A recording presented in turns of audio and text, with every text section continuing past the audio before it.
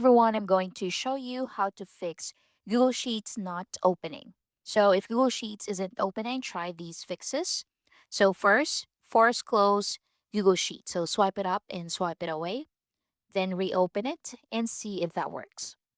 Next is to go to your settings, scroll down and go to general, scroll down and go to iPhone storage. Then in here, scroll down until you see Sheets and click on it. Then select Offload App.